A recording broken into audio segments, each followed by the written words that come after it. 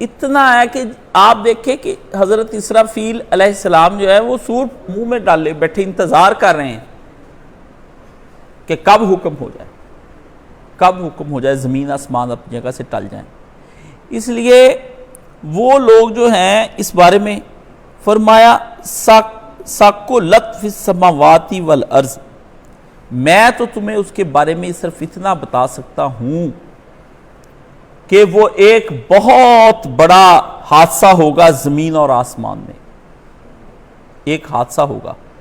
یہ اصل میں مطلب اس کا یہ ہے کہ وہ گھڑی ساقلت، وہ ایک گھڑی جو ہے نا، وہ آسمان و زمین کی وہ گھڑی جس گھڑی میں یہ قیامت آئے گی، جس وقت میں آئے گی، فرمایا یہ زمین آسمان پہ اس قدر بوجھ بنی ہوئی ہے کہ جس طرح حاملہ عورت کی ولادت کا وقت قریب آ جاتا ہے اور اس کا حمل اتنا بڑھ جاتا ہے کہ ہر آنکھ والا آدمی جانتا ہے کہ اس کا حمل ہو گیا، اس نے بچہ جننا ہے، آثار نظر آ گئے، لیکن کب اور کس وقت اس کا وقت آ جائے یہ نہیں پتا۔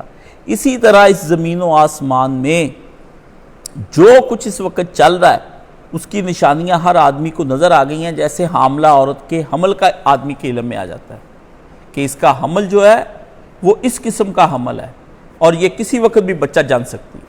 اسی طرح جتنے لوگ بھی اس وقت دنیا کے اندر ہیں وہ سب کا یہ کہنا ہے کہ ہم تباہی کی طرف جا رہے ہیں۔ یہ سائنس اینڈ ٹیکنالوجی ہمیں اس کائنات کی بربادی کی طرف لے کر جا رہی ہے۔ ایک بات یہ انسانوں کی بدعمالیاں اور خون ریزیاں جو کبھی نہیں رکنے والی، یہ بھی ہمیں جہنم کی طرف لے کر جا رہی ہیں۔ ہم جا رہے ہیں، قیامت کا سفر ہے۔ آپ دیکھیں ہر آنے والا دن جو ہے اس دھرتی سے پانی ختم ہو رہا ہے، سب سے پہلی چیز میٹھا پانی تب ختم ہو رہا ہے۔ آنے والے وقتوں میں پانیوں پہ جنگ ہوگی۔ آپ دیکھ لیں کہ ہر گھر کالونیوں کے اندر پورے پاکستان میں یا دوسرے ملکوں میں میٹھے پانی کو ترس گئے ہیں۔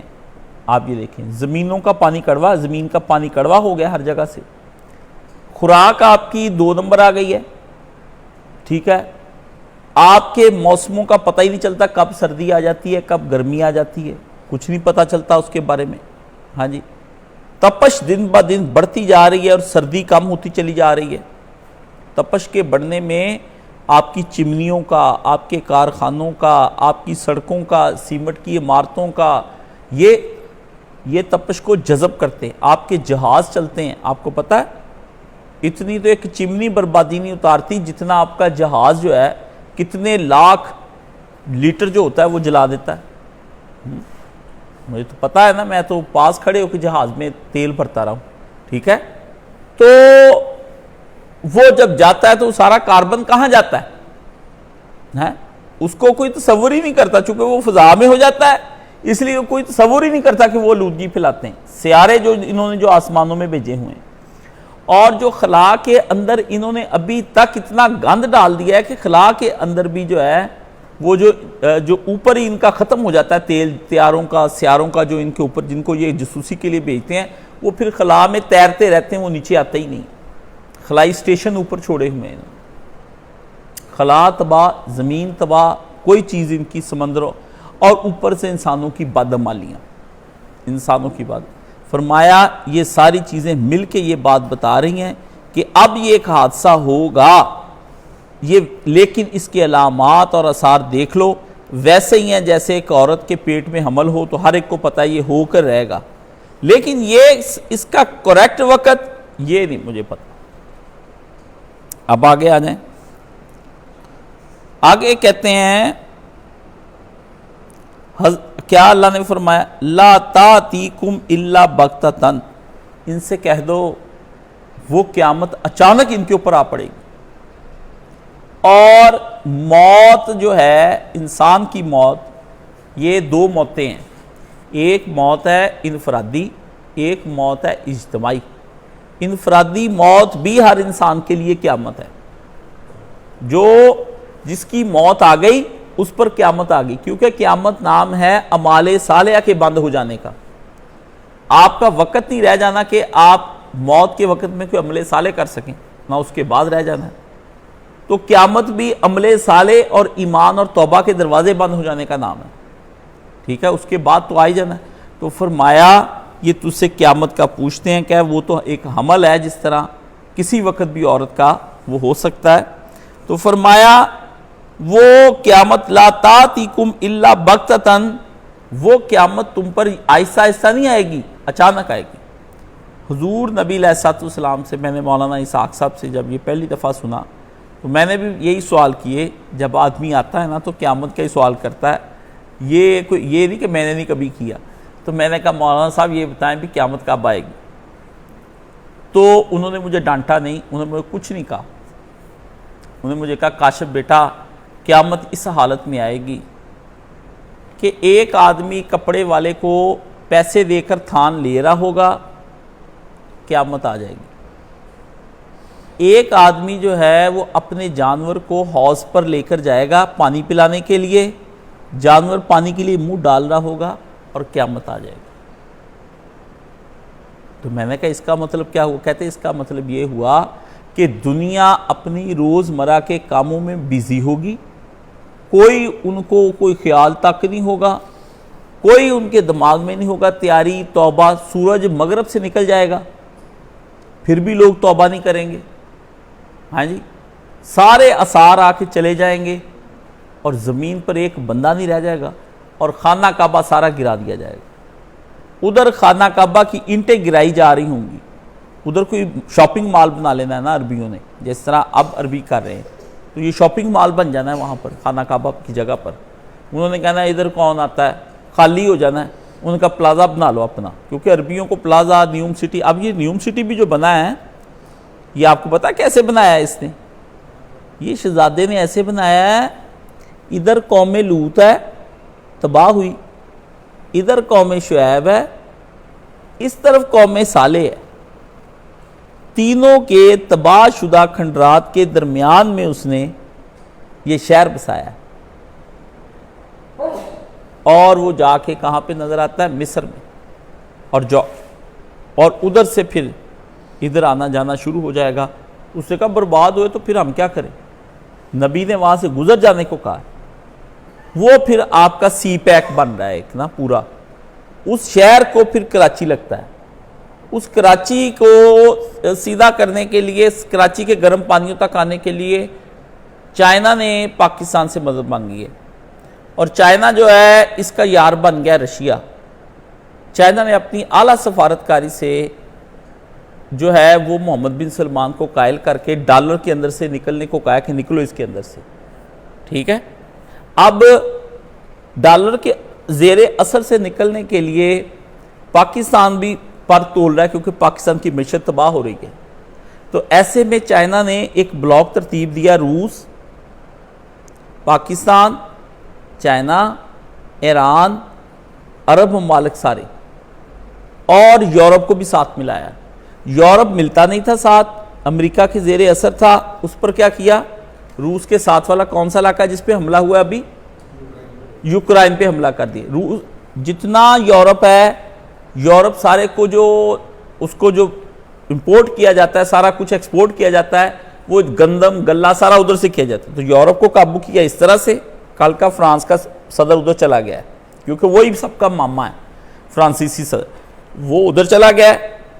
اب کیا ہوگا؟ اب ڈالر ایسے آ گئے، اب گیم ادھر کھڑی ہے، یا یہ اب ادھر ہو جائے گی یا ادھر ہو جائے گی۔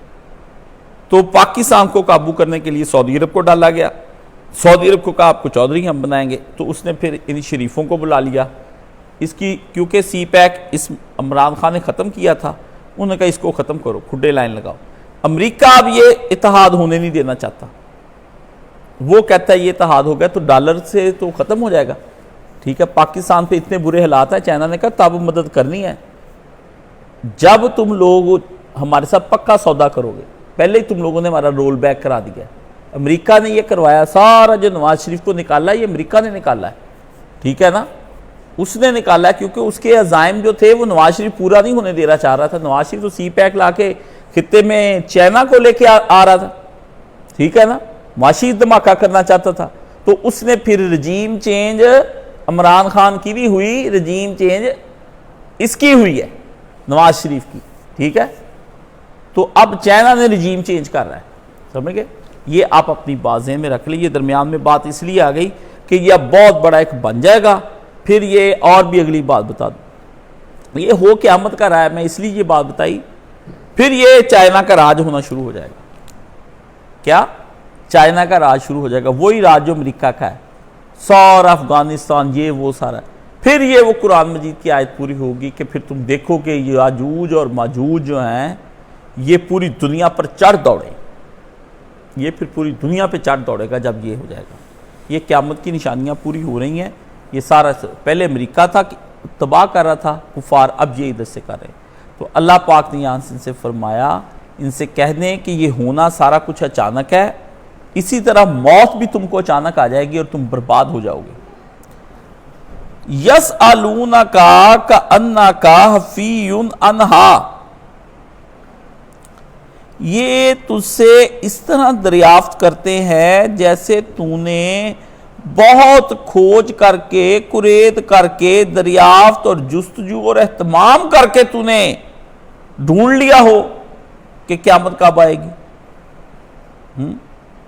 فرمایا گویا یہ دن اس طرح تم سے رات دن اس کے بارے میں دریافت کرتے ہیں کہ جیسے تمہیں اس کے منٹ اور سیکنڈ سب کے سب تیرے پاس ہوں، جبکہ یہ اے نبی اس قسم کا معلومات رکھنا یا اس کی جستجو کرنا یہ کیا فائدہ دے سکتی ان لوگوں کو؟ اللہ کے نبی علیہ السلام نے قیامت کا مسئلہ 1 منٹ میں حل کیا، 1 منٹ میں، بلکہ آدھے سیکنڈ میں۔ بندہ آ گیا، کوئی زیادہ ہی محقق تھا،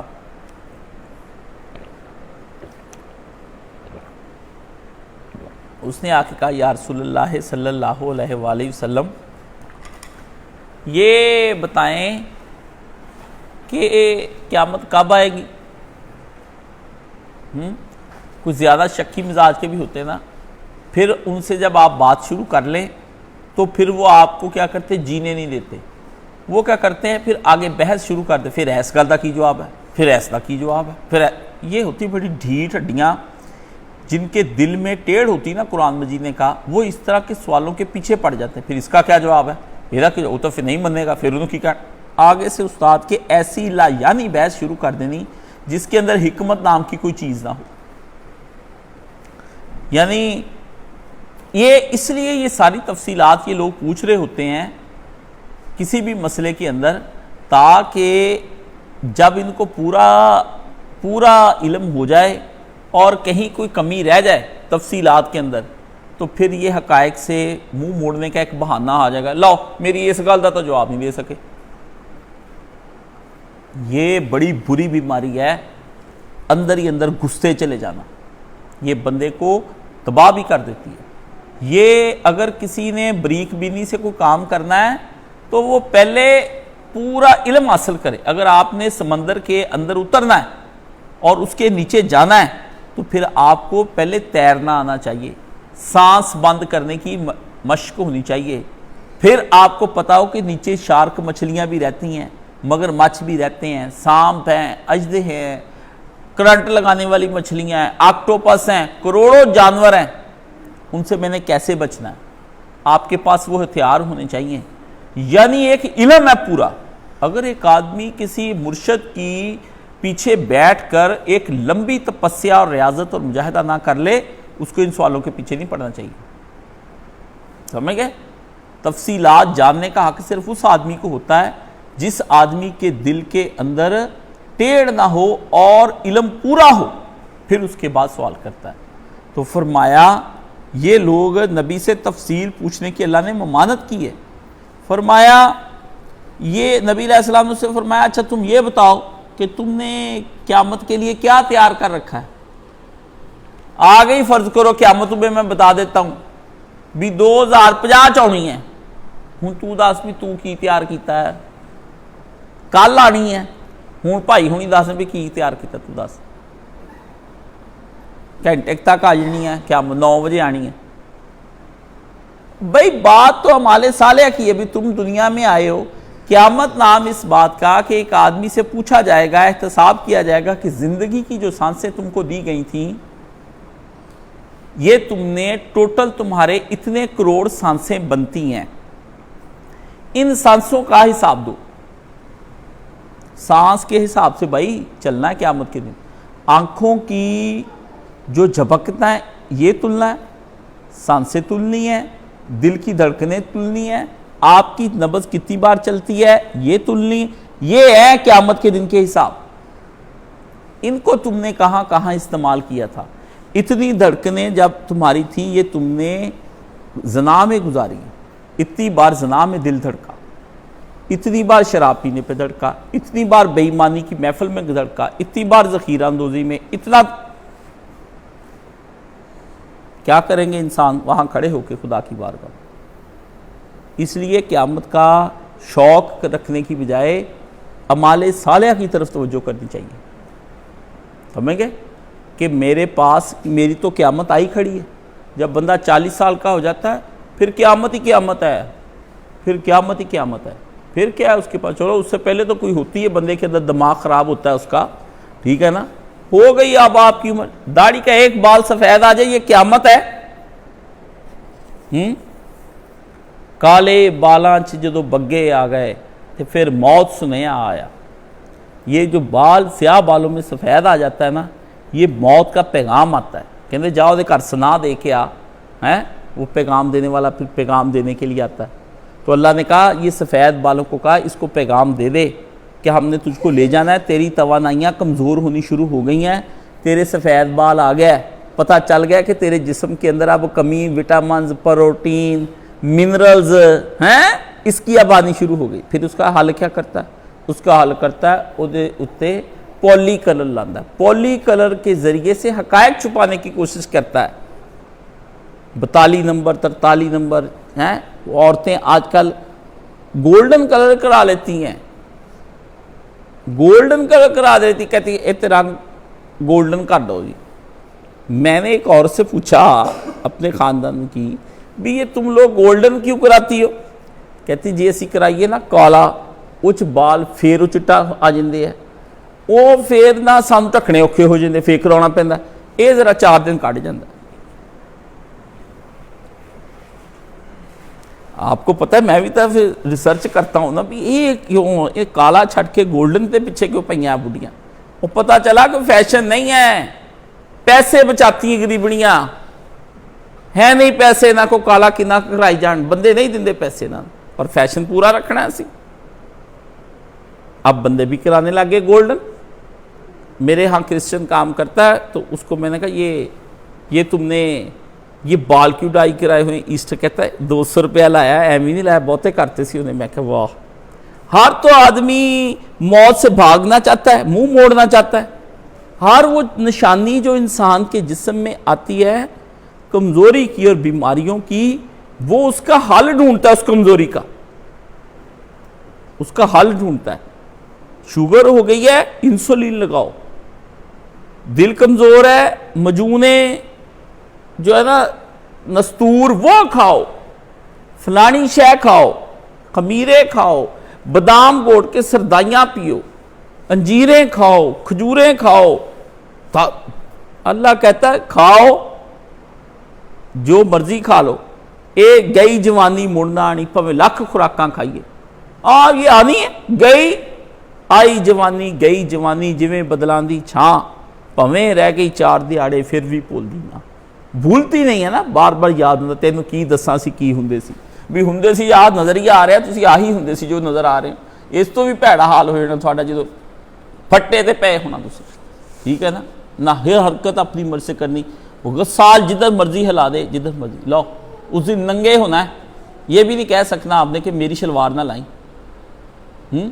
یا آپ کے اگر کوئی کپڑے اتارنے کی کوشش کرے تو آپ کہتے ہیں ہے تو مجھے ننگا کرنا چاہتے, تو اس دن وہ آپ کو ننگا کرے گا تو آپ اسے کہیں کہ تو ہاتھ پھاڑ لیو اٹھ کے, بھی میں تینوں کپڑے نہیں لان دینے.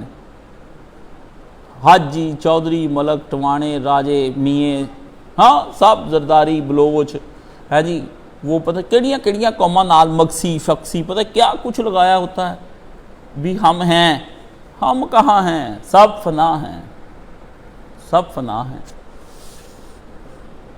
دنیا کے اے مسافر منزل تیری قبر ہے, طے کر رہا ہے جو تو 2 دن کا یہ سفر. ختم ہو جانا, ایک آنے کا وقت تھا اب جانے کا ہو گیا. تو فرمایا کہ یہ جو برے لوگ ہوتے ہیں جو اللہ کی محکم آیات ہے نا کہ یہ فیصلے اللہ نے کر دیے ہیں، اس کے اندر پھر کیا ہے، شبہ ڈال ڈال کے پوچھتے ہیں اس کو کرید کرید کر۔ حفی کہتے ہیں،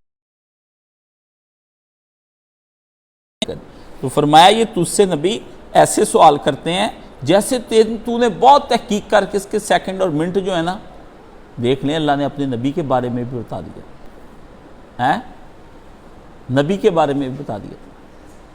اللہ تعالیٰ ہے، اللہ تعالیٰ کے سامنے کوئی نہیں بات کر سکتا۔ کل انما علمھا عند اللہ، کہہ دیجئے یہ تو علم بس میرے اللہ کا ہے۔ 2 دفعہ اللہ تعالیٰ نے اس کے بارے میں کہا کل انما، کہہ دیں آپ 2 دفعہ کہا، اسی ایک آیت میں 2 دفعہ کہہ دیا۔ وَلَٰكِنَّ أَكْثَرَ النَّاسِ لَا يَعْلَمُونَ، ان سے کہہ دیں کہ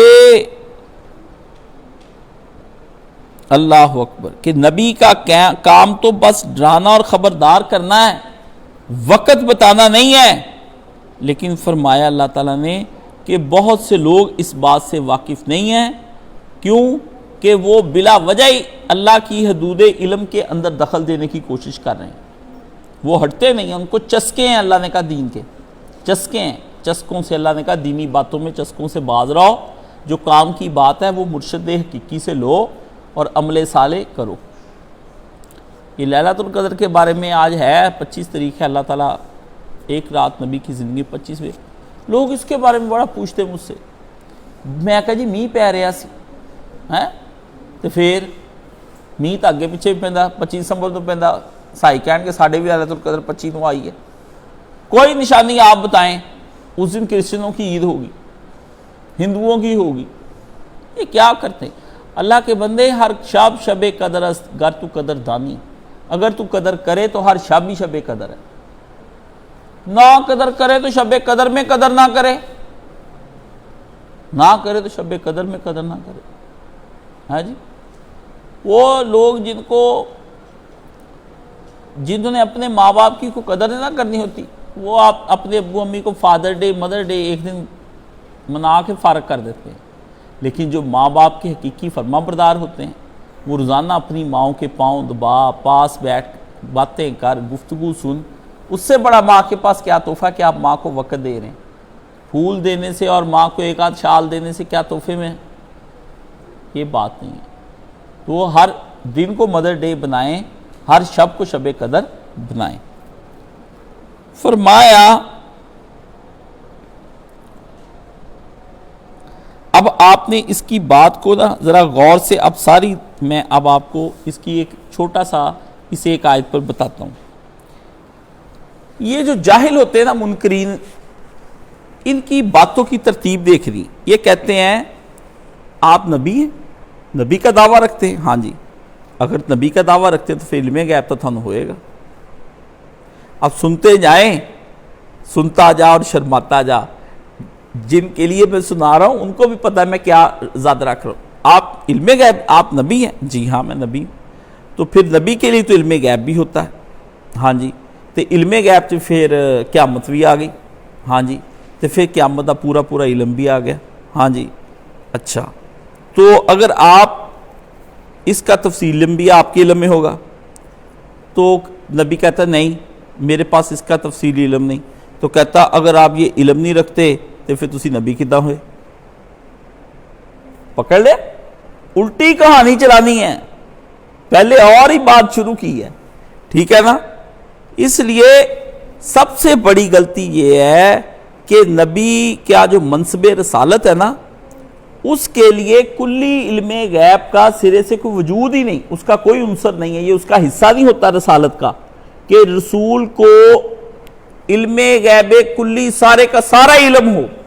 رسول صرف بتانے آتا ہے کہ یہ ہوگا، یہ علم رکھ کے یہ اس کے لیے ضروری نہیں ہے۔